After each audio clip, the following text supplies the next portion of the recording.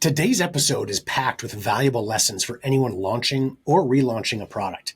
I'm joined by two founders of a successful technology product company who share how they turned around a slow start, but getting their messaging exactly right.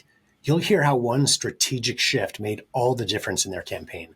We also dig into how they learned directly from their early customers before and after launch to refine everything from their product to their marketing to even the instructions inside the box.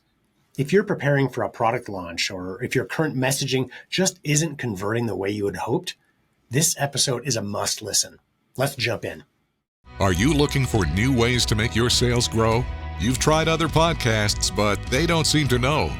Harvest the growth potential of your product or service as we share stories and strategies that'll make your competitors nervous. Now, here's the host of the Harvest Growth Podcast, John LeClaire.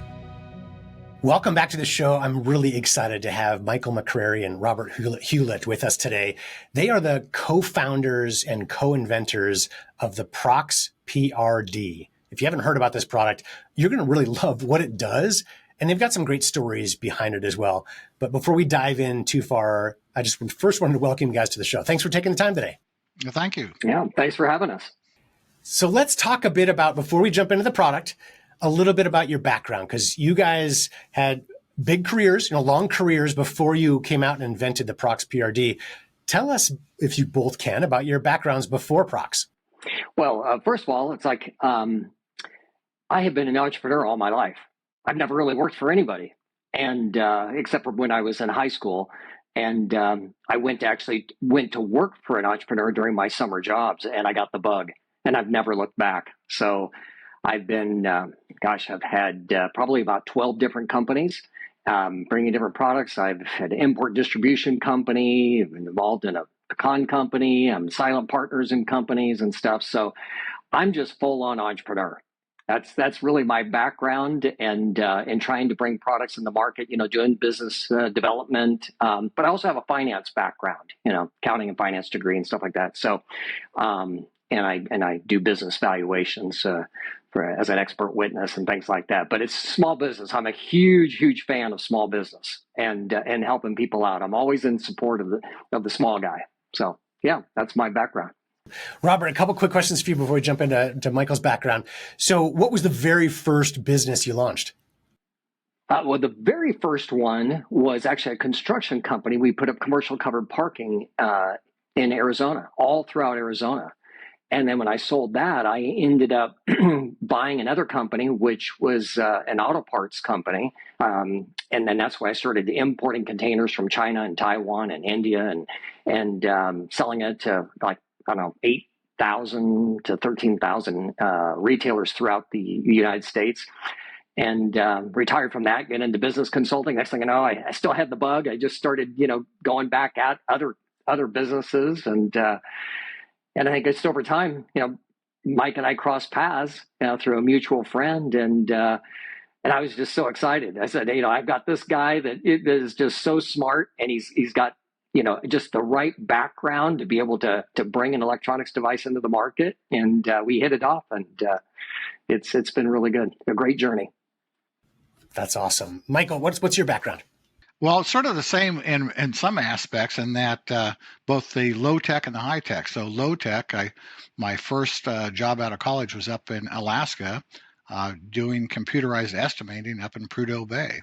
And then after a few years and got married and had a kid, or had a kid on the way, I put my resume out and a computer company hired me.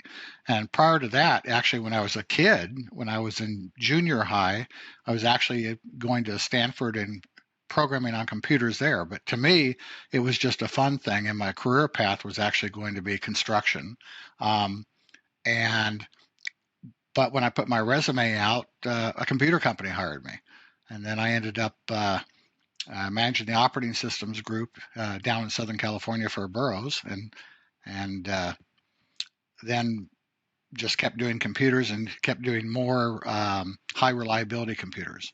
So went from computers that might be on naval warships or computers that were running automation back in the 80s for building planes, for building cars, Mercedes, Boeing, and then went on to do some protocols for the traffic equipment throughout the United States. It actually became a California law. Then went back to construction again after I sort of got a little burned out on the latest, greatest computer every 9 months or 6 months. So it was nice to see a building be there for a while, and then had retired from that. And a friend of mine said, I've got a challenge for you. So that's I'll tell you a little bit about that in a later bit. But meeting Robert really was the spark, because he had a lot of similar experiences, but very complementary experiences and knowledge. And so I really thought it formed a great partnership because of his knowledge base and my knowledge base. Me on the technical side, him on more on the how to start a business and be a business entrepreneur. And that was a perfect complement for us. I got to ask about the high reliability computers. It makes sense. I've actually never heard that phrase before. As soon as you said that and explained airplanes and naval warships, et cetera, like, I guess I never thought about that. Like, if they had our computers that are constantly having to restart and, kind of fix problems along the way. Yeah, you can't do that. I never really thought about that. Like, I'm glad that there are high reliability computers. I'd be interested to dive a little bit deeper in the technology in another conversation about that and learn more about how those are different. But the interesting thing is, now you're in the tech space again with this particular product, the Prox PRD. Can you guys talk about the Prox PRD, what it is, how it works? Oh yeah, absolutely. So I'll defer to Robert to give the marketing side, and I'll give my little technical side just briefly. On the technical side, it really is a device that's using our patented methodology of determining when you've lost proximity with your phone. And it does that by utilizing a constant low power Bluetooth low energy connection to your phone. So it doesn't run your phone down, because it's a Bluetooth low energy, different like the Bluetooth headphones that run your phone down. So then it also uses an accelerometer, and we do a form of dead reckoning. And so we determine whether or not you've walked away from your phone by both the Bluetooth signal and also the movement that we're detecting with the accelerometer. And so we give you an alert. So if you walk fast, you might go a little bit further, but normally you get an alert between 50 and 150 feet, and it's detecting the lack of proximity via the Bluetooth signal and knowing you're moving via the accelerometer. Michael, you want to talk about the benefits? Michael, you talked about the benefits. Robert, maybe you want to talk about the sort of non-technical side, maybe of like what use cases have you seen that this has been successful both for the two of you as well as for some of your customers? Well, I think, first of all, it's kind of a new concept to most people, having, the PRD, which is a phone reminder device. First of all, them getting that connection that, hey, this is something different. And in fact, I kind of learned this from my wife. She's the person who forgets her phone, but she just kind of manages it. She would drive down the street, but turn around and come back and get it. Or she'd walk out of the house and turn around and get it. But she just thought that was a way of life. She wouldn't have gone on and looked for this device. It wasn't even on her radar. But once I gave her one, and next thing you know, I could hear it go off outside. I see her come back, pick up her phone and stuff like that. She goes, everybody needs one of these things. She goes, I just don't think people realize that they forget their phone. And there's some people that, okay, maybe you don't forget your phone for a month, but when that thing goes off, it's like, oh my gosh, it just saved me from leaving it in the restaurant or leaving it at home and everything. And it really kind of comes down to people do resonate with the fact that, yeah, I have left it at the restaurant and it's been stressful. And, so it's that whole thing of, we have to realize everything's on this phone now. Our pictures, our text messages, banking. It used to be I could forget my phone at home and I come to the office, I could work all day and go home. I can't do that anymore. I get to the office, if I don't have the phone, I can't get on some websites. Everything's gone to this, phone authentication for the bank or the platform to know that it's me. It's like I have to go back and get it. And so when Mike and I connected on this, Mike did a lot of research. I mean, he's brilliant. He won't tell you that, but I'm going to tell you, he is absolutely brilliant. And we don't even say that he's type A, he's type double A. And he's into perfection, and he wants this thing to be perfect. So, we went down this road, and we wanted to make sure that we could do something that was unique. And we wanted to be able to do it without an app being required. We didn't.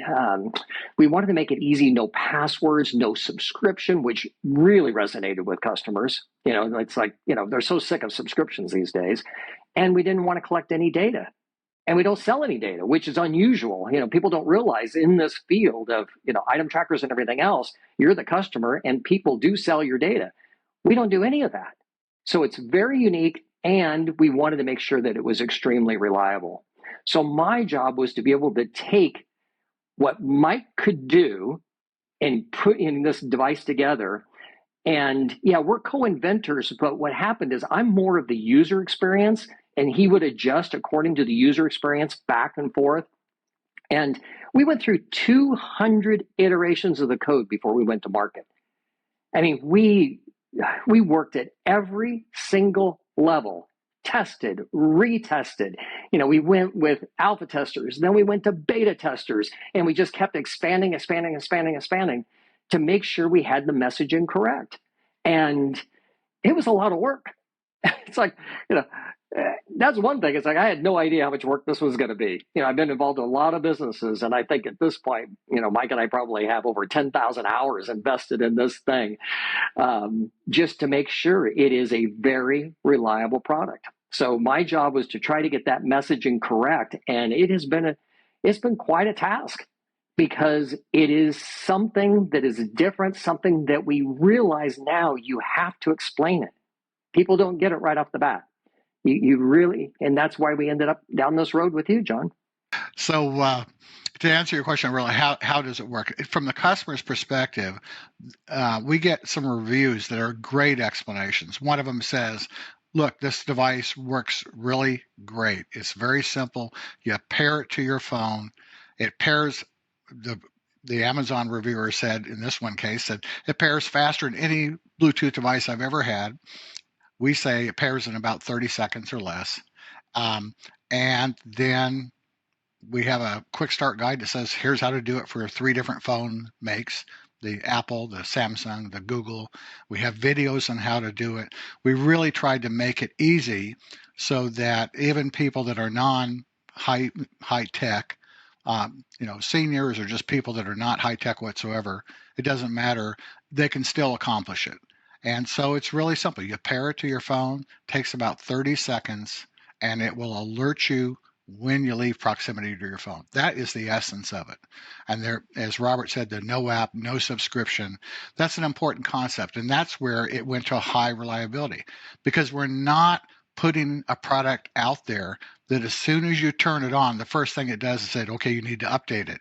Download the app and update it.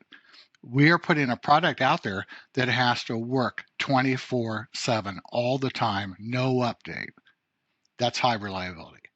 And that we've actually done that where it's designed to be on all the time. We have people ask us, should we turn this off? No, it's designed to be on there all the time, because that one time you forget your phone, you don't want it off. You don't want it on the recharger. You don't want it. So we made it so it would last for a year. You just pair it to your phone and you forget about it. Our best one is when we get people said, I got a surprise, it alerted and let me know.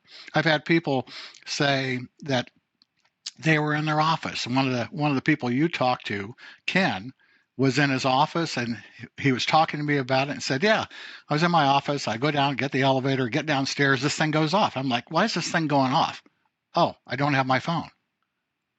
He had to remember why this thing would alert, because it hadn't false alerted, but he'd forgotten his phone. So I went off and told him. He went, well, went up, got his phone, all's good. So, those are the stories we like, where it's so simple, it's on you all the time, you just forget about it until that moment. That's how it works. We want it to be easy, no maintenance. We call it livable technology. Yeah, what I really like are the stories, and I've had this happen a few times now, where the person is driving away from their home and they go, oh, shoot, I forgot my phone and everything else. And then they stop and they go, wait a second, I didn't hear an alert, so I must have my phone with me. And sure enough, then they pull over, they reach down, and they do have their phone with them. But it brings them instant calm right away. So they're trusting it the other direction, which is, I think, fascinating. But the important thing here, though, is that every single step that you do with the, like, you can adjust the alert distance, you can adjust the volume. Every push of the button has been thought out. Of how long you should push the button. Do you push and hold? All the different features. I mean, just hundreds and hundreds of hours into each feature to make sure that it is exactly correct. And let me give you an example of that. The volume, when it came to different alert tunes, whether it's volume or duration or pitch, trying to find a balance of that versus, the battery usage and everything. The research that went into what happens with people is, as far as hearing impairment, what pitches they can hear in creating tunes that have alternate purposes, whether it's an industrial setting or, that they can hear low or high, having the variety. That is not by accident. That is like lots of research and then seeing what we can do. And then once we can do it, checking to make sure we have enough battery power, and then producing, a battery chart that says, okay, based upon so many alerts, based upon this alert tune, based upon these circumstances, how long will the battery last? And we have been able to achieve all that and still get approximately 1 year of battery life. So that was another thing too. It's a replaceable battery. I want to point out how easy and simple this is for our audience sake, especially. So first of all, if you're watching the video, you can see. If you're listening, go check out the website. It's Prox, Prox, PRD.com. PRD as in phone reminder device. You can also go to rememberphone.com, rememberphone.com. These are all in the show notes, of course. Check it out if you're driving. But if you are watching the video, you can see how small it is. It's a small device that attaches right to your keychain. I keep mine with me at all times. It's, as you guys have said, it's not that often necessarily that I forget my phone, but it's often once a week, right? Like it's in my car, or you leave it on a restaurant table or whatever, and you don't think it's that often, right? Like I'm surprised. I've learned how often I forget it, even for a couple of minutes, where it can be a stressor, right? It can be something I worry about. Because if I did lose my phone, it would be tragic. It'd be a really hard, a terrible thing to try to overcome. I have to share a quick story.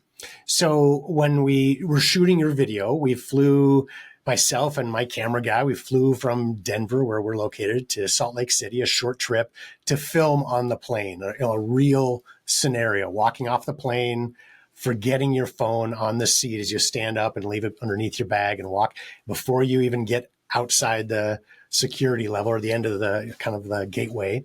It goes off, right? So it was a real scenario. It's funny, as it went off the first time, people were, and of course I knew it was going to happen. We're filming all this. People were asking, like, what happened? Would you forget my phone? Like, oh, I hate that. I've done it. People are voicing up, like everyone's done it or certainly been scared about it. But then when we landed in Salt Lake, we had lunch with a good friend of mine before we flew back that same night and filmed some more. And I shared the product with him, and he shared a couple of stories with me that were, I can't imagine going through this, where he's actually left it on the plane several times. And a couple of those times he got past the level where you can't go back. And he's, it's either you have to fight with the people or, I guess, beg the people to go back on the plane, the flight attendants or whoever it might be, to go find your phone. And maybe they do that. But imagine going on a trip and not having your phone. I mean, for me, like if you stay in a Marriott hotel, for example, your phone is your key sometimes. So I've done my check-in, I'm ready to go to the hotel. Like I no longer have my phone. I don't even know where the hotel is, right? How am I going to get there? If I'm going to get an Uber to get there without a phone, you're kind of stuck. And they do make it very difficult to get back on. Sometimes they'll work with you, but forgetting it on a phone, on a plane would be a very, very difficult thing to go through. But that's really any scenario. If you lose your phone, your banking, your email, your contacts, but especially out of town, like I really would have no idea where I'm at, where I'm going, what my schedule is without my phone at hand. Yeah, we have really become dependent on the phone. I agree. I mean, at every age level, traveling, whether it's banking, whether it's authentication, you want to get on an irs.gov website, you got to have an authentication app. Typically you have to have ID Me or some other authentication method to get on that. But yeah, just traveling. The real question is, how do we reach these people? How do we say, okay, here's something that really works, that's well thought out, that you can actually live with, that you can use every single day, right? That you can have with you. It's not going to annoy you. We thought it out. In the middle of the night, if it's sitting there on your dresser, it's not going to make a sound ever, because it won't make a sound unless it's motion activated purposely, so that it could be livable technology. Your phone can reboot in the middle of the night, go dead or whatever else. Maybe it doesn't even come back from a reboot when it's updated. But when you pick up that PRD, if it can't talk to the phone for any reason, it's going to let you know. So we thought about even the worst case fail-safe scenario. What would happen if? What happens in the middle of the night if the phone isn't working? We don't want to wake people up. What happens in the morning when you go and get your coffee? You go grab your phone, you go turn the coffee pot on, you might wait there, you might come back, you might be checking your emails. My wife checks her emails every morning religiously. She gets on the phone first thing, and her PRD has never woke me up. And that's the reason, because we designed it for livable technology. So reliability and livability, those are two big things, reliability and livability. I do want to mention too how simple it is, just to reiterate that. You guys have spent, I'm sure, thousands of hours in development to make sure it's simple for the end user. So when you order a Prox PRD, you get it in your hand, it does take literally 30 seconds. It's super easy. You mentioned there's videos and there's instructions. It almost makes it sound more complex than it is, because it's just you answering it. However you learn, there's a way to find out how to do it, but it is just a couple of simple, very simple steps. And once you set it up, you never have to think about it again. That's what I love, is you're not turning it on every morning. Like you said, you're not like, hey, did I remember to bring it with me? You just keep it on, for me, your keychain or, whatever's with you at all times. And it makes it that much easier to use. It's something you forget about until you need it. And there it really is a true lifesaver. We have extensive instructions, and sometimes I think having really good instructions, a very detailed user manual, things like that actually sort of work against us. People sometimes assume they have to. Just because it has these features, they have to adjust these features. I really want to have like a big card in there that says, look, you don't have to adjust anything. It'll work as is. And if you have any problems, call us. So many times, if anybody has any problem, it usually takes us very little time to help them through it. Usually it's something some preordained opinion that they had about how it should work or how it should be set up. And it's one of these things where they have to be told, no, this is how it works. And they go, oh, okay. I was expecting it to be harder. I didn't realize I was done. I mean, we've had people going, I didn't realize I already set it up. And we're like, yeah, let's just test it. Well, I'll hold on the phone, walk away, go ahead. And they'll come back. My absolute favorite customer support call was pretty early on when Robert and I were taking the customer support calls, and I'm helping like a 90-year-old lady, a very sweet lady. And she said, this is really important to me. I forget my phone all the time. I forget at the doctor's office. I forget it at the grocery store. When I need it, I forget it at home and I don't have it. She says, I really, really want this to work. And I said, it does work. Put it on your purse, put it on your keys, something like that. It'll work great for you. She goes, could we try it out right now? And I helped her set it up. She said, I don't know anything about Bluetooth or phones or nothing. I said, okay, we'll help you. We've got it set up. She goes, well, is it working? I said, well, go ahead and walk away. And I heard her walk away. I heard it alert. I heard her come back. And she goes, I'm so excited, I just wet myself.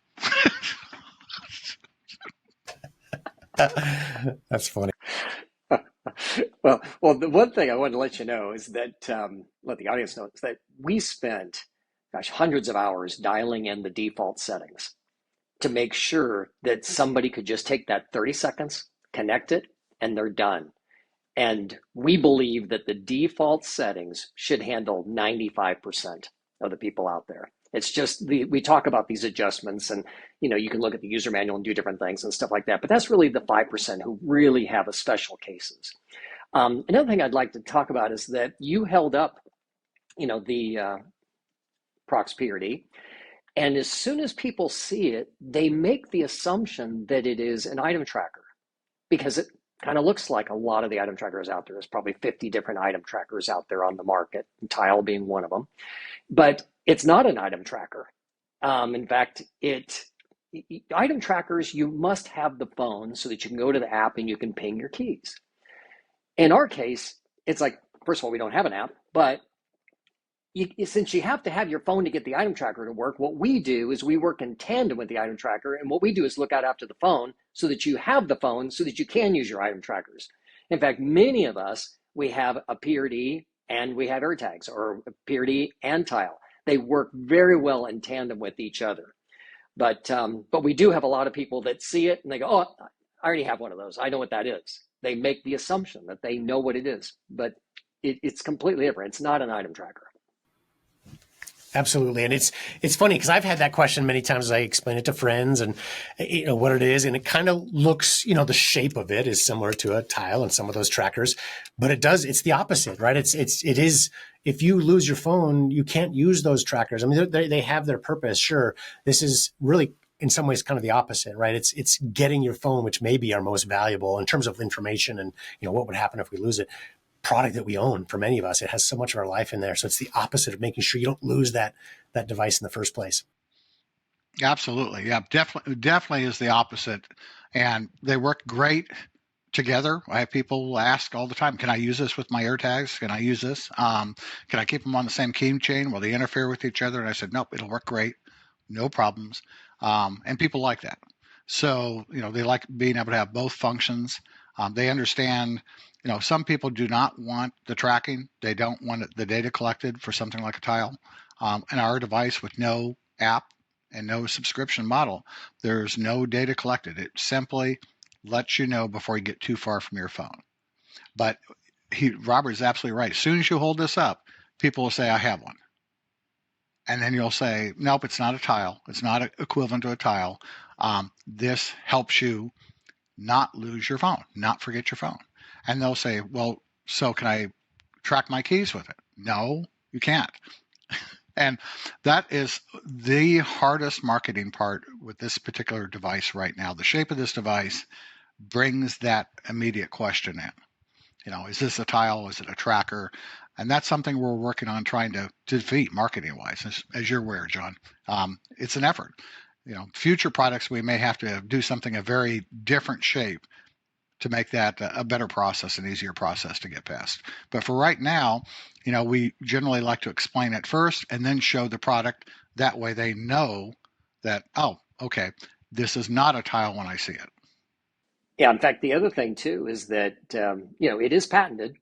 So, we have this motion sensing technology, so that it only alerts when it's moving, as well as other things. And, we have a couple of patents and we have some international patents. It is unique. There's nothing like it on the market. There were a few people when we got into the market that were trying it, but they were getting false alerts and they didn't really have the distance down pat and things like that. And all of them, like we've had 2 different ones call us up and say, oh my gosh, your product is fantastic. Everybody here owns one now. And so, and then we just don't see those products anymore. We really are the only one on the market doing this. And I think it comes down to how hard it is to make something simple, right? It takes a lot of work to figure out all the problems that could occur and avoiding them and making sure setup is easy, that it works reliably, all these things. It takes a lot of work up front to make sure for the end user it is simple. And so that's, it's been hard to achieve. You guys have done it and really are now the only one left in the market that has any viable product for a solution like this. Well, I remember I think it was about a year ago, Mike had called me and he says, hey, do you know the research says that bringing small electronics devices to the market, only about 3% succeed? And then I getting it to the market, not selling it, just getting it to the market. just getting it to the market, right? And then what is it? Just 3% of that 3% or something like it's a very small percentage. And I thought, oh my gosh, he wrote me into this 3 years ago before he told me that. But we're just fortunate that it's doing very well, and I'm just really, really, really pleased. Absolutely. I want to talk about the marketing a little bit. So we talked a lot about the product, and you have a sort of unique or somewhat unique way that you've been able to grow this so far. And now we're working together on the direct to consumer marketing and really scaling the business. But before we met, one of your big marketing successes was being on TV. So PR through news shows, et cetera, and then having people see it on TV and then calling it not commercials, but on news segments, et cetera. Can you talk a little bit about how that has worked and how that has helped your business? Well, sure. In fact, actually, let's take it back a little bit further back. And that is that when we first had the device and we wanted to put it on the market, we put it on Amazon.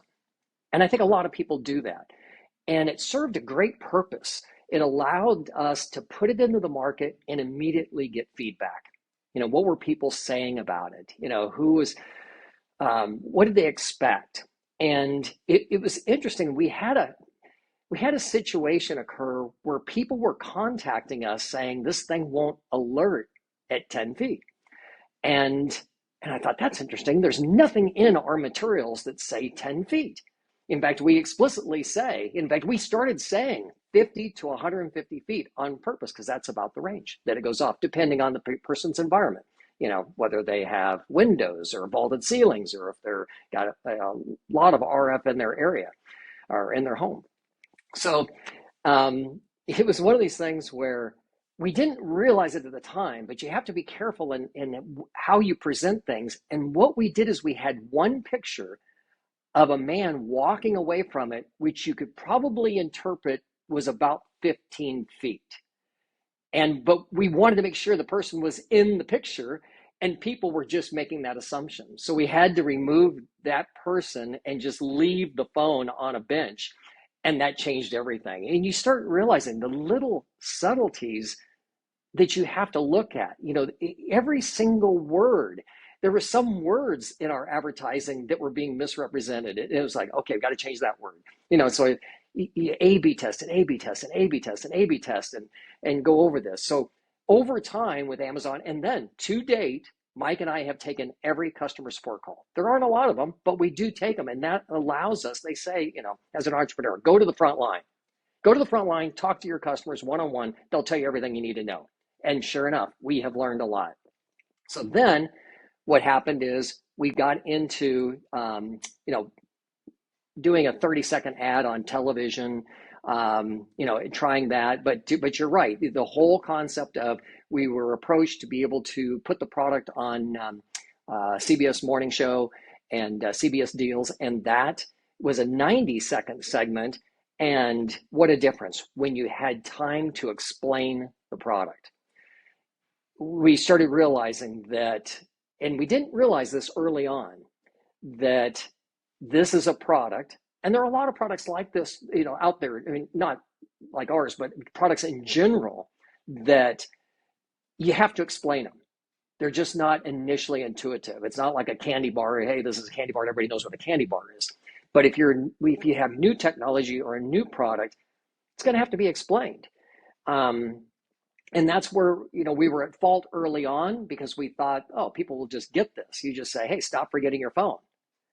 And so when we even did the 30-second television ad, even though we said those things, we realized people were calling up saying, we were thinking they were going to call to order. They're calling saying, so tell me how this thing works, over and over again.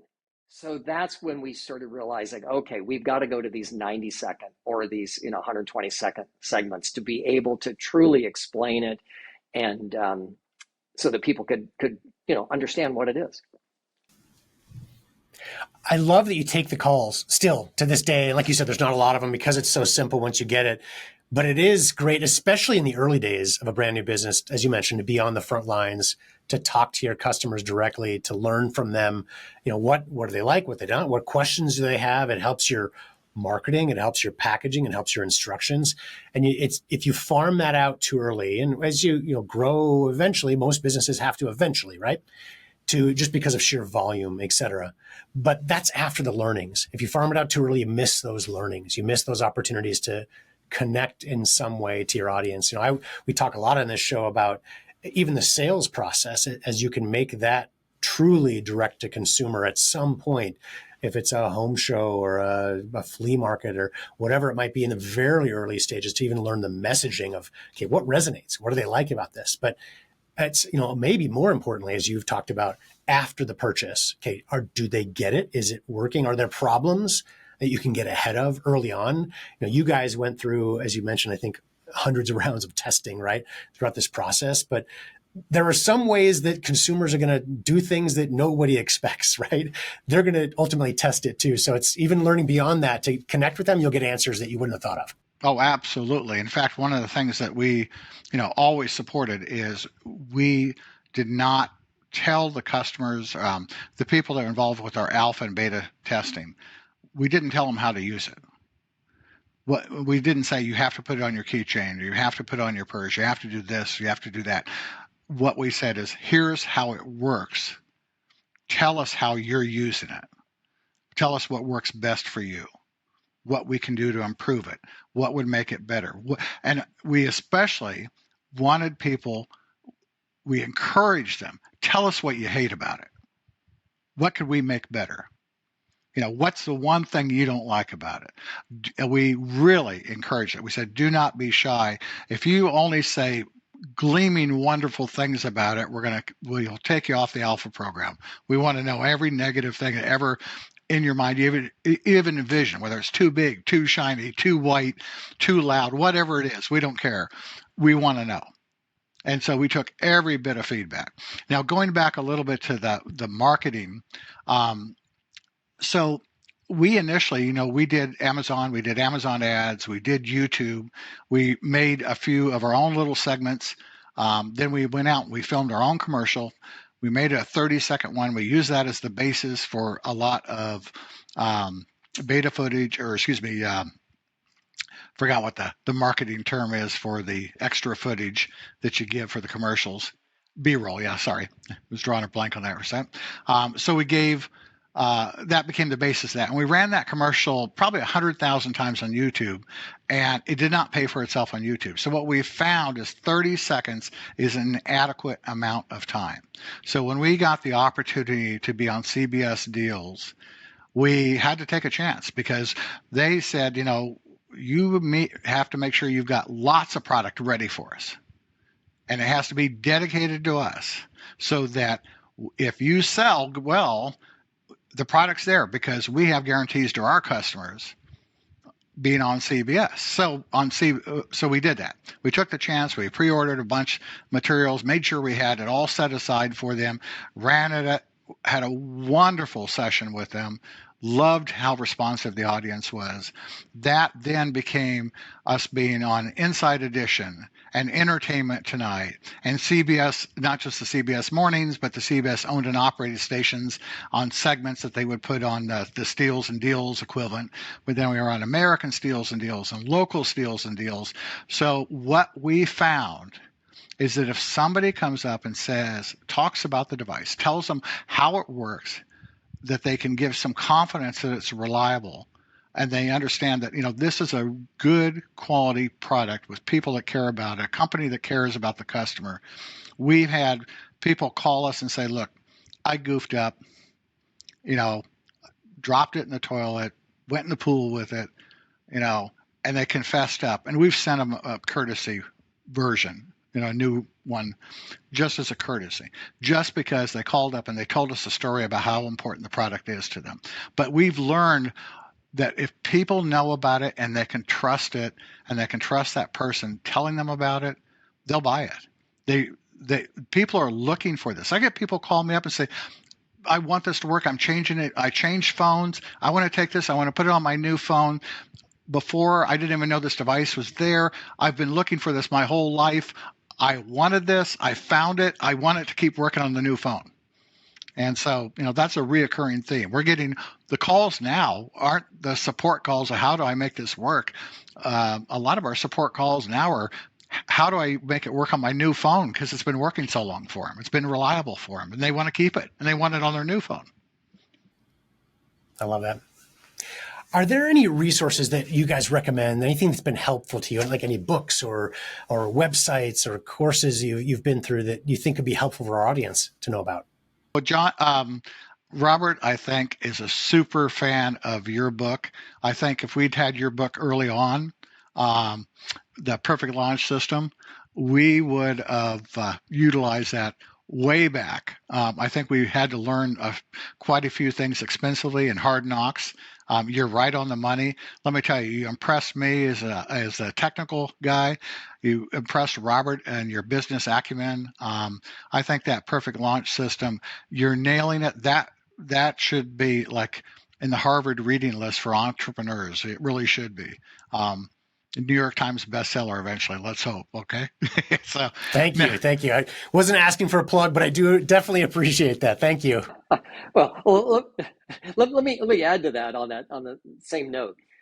I have an accounting background, a finance background, and I think I really appreciate the fact when I was reading your book, John, that because you have an accounting background, you understand the importance of going out into the market after you've done a significant amount of planning, a significant amount of research, and know that if you're going to invest X, you have to have some, I guess, I'm not so sure what the term is, but you have to have the expectation. You have to know what your return is going to be almost before you invest that money. And over the last 20 years dealing with marketing companies, it seems like I've always gone down this road of the marketing company is learning on my dime. They're willing to take my money, put it out there on ads, and I mean all sorts of ads. I mean, it could be Meta ads, it can be Amazon ads, it can be whatever. But it's sort of like they're learning along the way, and I'm paying for that education.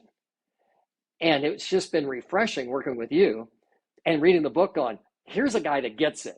Here's a guy that's launched the products. And, we're in good shape. So that's a little bit of a plug, and I think that's important. So anyway, just wanted to say that. Well, there is one more resource, John, I want to mention now that sort of getting the brain working correctly here. So we are big fans of the Shark Tank, and we're sort of doing like everything you've ever seen of every person they've ever had on, where they say, yeah, that guy's doing it right, where we've leapfrogged everything. We haven't tried to overbuy our customers, right? We haven't leveraged it so far that we're running a negative trying to buy our customer base. We have been able to utilize by almost every cent by reinvesting in the company and keeping our expenses phenomenally low. We aimed at scaling as we progressed. I mean, we did things ourselves. Initially, we were programming every one of these devices ourselves. We were putting them in packaging. We used to have packaging parties, and they would tell me that the people would come and help us, that we only come by for the sandwiches because I would take them to this great sandwich shop. And we would do thousands this way.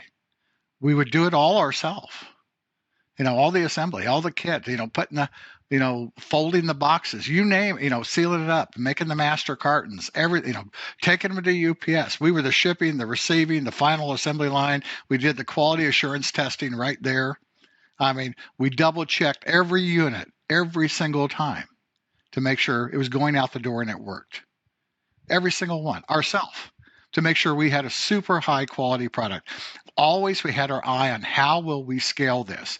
So we have a friend of ours, Ed Miller, who did manufacturing for big names out there. Retired manufacturing guy, used to run the manufacturing, and he would come in and make notes. And I invited him and said, make notes, tell us what we're doing wrong, tell us what we have to have documentation-wise so we can scale this product. So resources, Shark Tank, they would talk about, how are you going to scale this? And they would say, I don't want to get invested in this product because you don't have any method to scale it. You're doing it all yourself. So we thought early on How do we scale it? How do we have the double checks on it? What's the quality control going to be? And we progressively scaled it as we could afford the scaling process. And we did do patents early, and sometimes they say don't worry about the patents, because nobody steals ideas. Ideas are a dime a dozen. It's the implementation of the idea that's the hard work. But we did, patent along the way because we knew we were very unique in the marketplace and we wanted to protect that position. But the real work is learning. The biggest resource is learning from others that are entrepreneurs too, whether it's looking at Shark Tank, I know it's a little bit of a canned thing in Shark Tank, but there's still a lot of good information there because they'll talk about the key points. How much you're spending on marketing, how much is your product versus what you're selling it for. Can you scale it? Can you make more of this? Can you make 10 times more, 100 times more, 1,000 times more? Because we think we can scale this product. Well, we know right now we can scale this product to 30,000 units a day. We can now manufacture at Apple levels. That's part of what Apple Inside China gave us, that knowledge base. So with great quality. And so as a resource, learning on Shark Tank, learning about business, learning about marketing, any resources you can read about marketing, like your book, which is fantastic, which goes beyond just the marketing, goes to the business aspects of things too. I think that's really the key for any other entrepreneurs out there. Start making sure you have a product that people want, verify that they'll pay for it, learn about marketing. And then it's marketing once you got your product out there in mass. That's great advice. I got a piece of information from a resource that was the most unlikely resource, and that is from a fortune cookie. And the fortune cookie, actually, the little thing inside said, if you have two people in business that agree with each other, one is redundant. And, I've always thought about that. And it's true because every time Mike takes a position, I will automatically take the other position. And if I take a certain position, he will take the other position because we believe steel sharpens steel. And we will argue the other point. Even if I disagree with the point that I'm arguing, I will purposely argue it. And Mike goes, you are really good at arguing stuff. So be careful about arguing something that you don't agree with because we'll end up there. And which is true. I think that's just growing up with brothers. You kind of learn that tactic. But we purposely sharpen each other's skills. And one thing that happened is I was in charge of the messaging in the box. And Mike calls me up, and also on Amazon. And Mike calls me up one day and he goes, I think our problem is all the messaging needs to change. And I'm like, oh, you've got to be kidding me. I've got, I can't believe how many hours I have in that. So he goes, no. He goes, it's just, you got to change it. So I had to go all the way back to square one because I couldn't argue back that he was wrong. And I knew that if I couldn't hold my position, it was going to cost me hundreds of hours, which it did. And there's other things that went the other direction on him that cost him a lot of hours. But I went back and revamped all the messaging. I looked at every single panel, the Quick Start guide. We ended up developing the help guide in the box, which just tells people the top 10 things you need to know about your PRD, which, came about because of our customer support calls. People will call up and say, hey, does this thing work with my hearing aids? Yes, it does. Works with all your other Bluetooth devices, and just, how do I change the alert tune? Or it could be all sorts of things, but we changed it. And once we did that, it really helped a lot. And by the way, another thing too, is people don't realize this, but the Prox PRD actually has a bonus feature. And the bonus feature is the selfie clicker. Just you click it twice and takes a picture. So it's nice because in the old days, you'd have your family over at Christmas and you'd set your phone or your camera up and you'd set the timer and everybody comes around and next thing you know, it goes off and we go, oh, I blinked, and you got to go back over and set the timer again. This way you set the phone up and you can just double click, double click, you can take 10 pictures in a row. It's great. And it's great too for people like plumbers who can't see up behind the back of the sink. They can just hold their phone back there and double click. All sorts of great things with it. Car mechanics, yep. Yep. Electricians. I used it yesterday, taking a picture of a bolt on a heater, a little portable heater, that my dog peed on. And I had to take it apart, but I couldn't figure out this one screw. So I used the clicker so I could hold it and right where I wanted the camera, and then take the picture of it, and then I could blow it up and see what type of screw it was. So there's always things like, it's amazing how many times I've used that feature.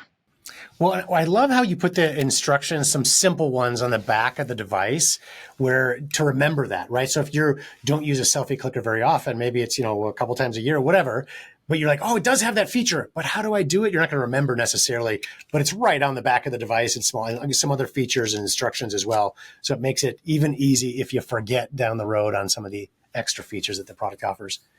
Well, is there anything I didn't ask you guys? This has been an awesome interview. Anything I didn't ask either of you that you think could be helpful for our audience? Yeah, I think about, a couple things. Well, what's next for our business?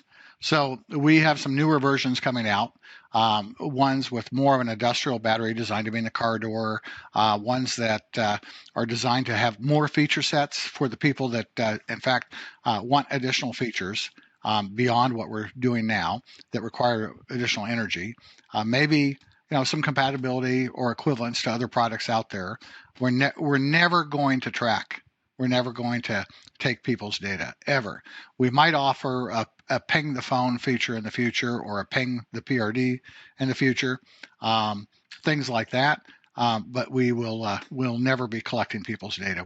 We're not in that business. We're selling a product, not collecting your information to make you the product. So that's, a lot of the companies out there, I'm sorry, but they aren't selling a product. They're selling a product collection device in my mind. Yeah.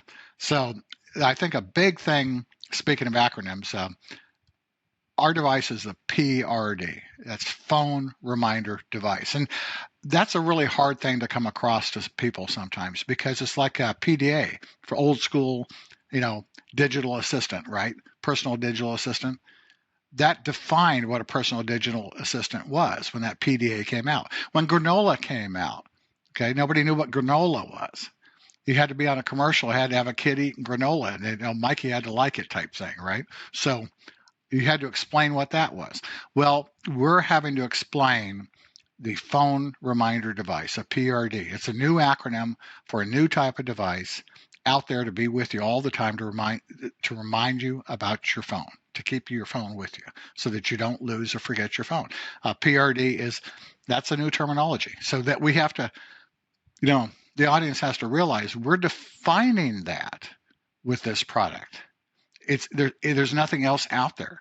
We have reviews by customers that get it and they say, this is the only one out there. I've searched for others. I've searched for cheaper ones. We're like, no, this is a good value. It works. It's high reliability. And there is no cheaper version out there. There's no other version out there. It's just us. It's a high quality product, and it's very hard to make this thing work in this particular area, in this marketplace, to get all the facets working correctly to make a livable technology device, phone reminder device, a PRD.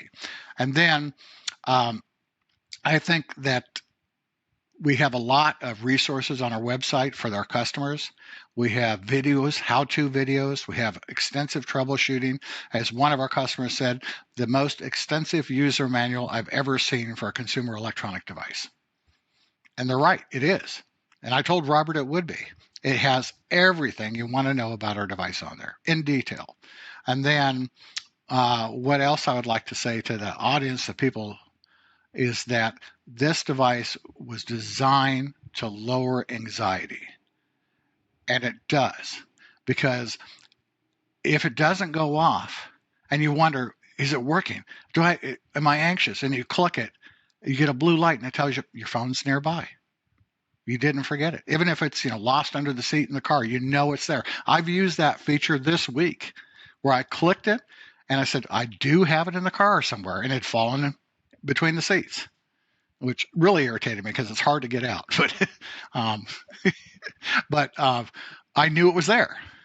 All right. I'm at the restaurant going, okay, I know it. I know it's here because my PRD is telling me I have the phone here. And so, that lowers the anxiety level about one more thing you have to worry about in your life. And I also think we could almost call it a phone training device, because after a while, it actually helps you to remember your phone. And it's so reliable that people they count on it, all the time. Yeah. In fact, I often say we have solved a problem that most people don't realize they have. And what happens is that, I'll press people and say, "Are you telling me you never forget your phone?" "Oh yeah, I do." And I go, when you do?" They go, "Oh yeah, it's stressful." And I said, we just like to be in the background all the time. And that one time it's going to save you. And it's funny, early on, we'd always say, people would have their aha moment. And they would call us going, "Oh my goodness, that just saved me." Like I was going to be driving for an hour and a half, and I would have had to turn around an hour and a half and drive all the way back to get my phone. "Thank you so much." And we go, "Well, that's your aha moment." Is that once they have their aha moment, they will, like my wife has had her aha moment. She will never, ever be without her PRD, ever. She trusts it that much. So yeah, it was built to be simple, as you said, and also to be reliable. It's just, and Mike says it's a livable technology that you can just carry with you. And then I'll say one other thing. So now that you have the two co-founders here, we can say that we keep you from losing it. I love it, which is your tagline too. And it's so true. And I love the double meaning, because you do keep everyone who has a PRD from losing their phone and from losing it from anxiety or stress, right? Like the anxiety that comes with it. And it is one of those things. I like the double meaning of the livable technology too. So it's something that you really, it's easy to use. It's livable with your daily life. But also, you can't live without it. Once you have the Prox PRD, you've used it a couple of times. I've found that in my own life, just from the first sample that I got from you guys a long time ago. I now can't imagine not having it. You realize how often you leave your phone behind, and this saves you every single time from that. It's a wonderful product. I do want to tell our audience. Oh, go ahead. It saves your it saves your time. That's one thing we don't really talk about. When you have a cost of a device, besides reducing that anxiety and frustration, one of the aspects, and you touched upon it, and we never really touch upon that, we save you time. We keep you from losing your time too. Absolutely. It's been a great success. And I do encourage our audience, check out their website, learn more about this business and their product. You can go to Prox, Prox, PRD.com, or rememberphone.com. They both go to the same website. So it doesn't matter which one. They're in the show notes. If you're driving, go check it out later, of course. But Michael and Robert, thank you again so much. This has been such a fun interview. I really appreciate you guys taking the time today. Thank you, John. It's been great. Thank you for having us. Mm-hmm. Thanks for tuning into today's episode, where we uncover the stories and strategies behind some of the most successful product marketers out there. If you're looking to take your own business to the next level, be sure to visit perfectlaunch.com. You can grab a free copy of my book, The Perfect Launch System. It's packed with the proven principles we've developed over the past 20 years, helping hundreds of businesses launch and grow successfully. Plus, you'll also get exclusive one-page summaries of some of our most popular podcast interviews, real-world insights you can apply right away. Head to perfectlaunch.com and start building your perfect launch today. Until next time, keep learning, keep launching, and keep growing.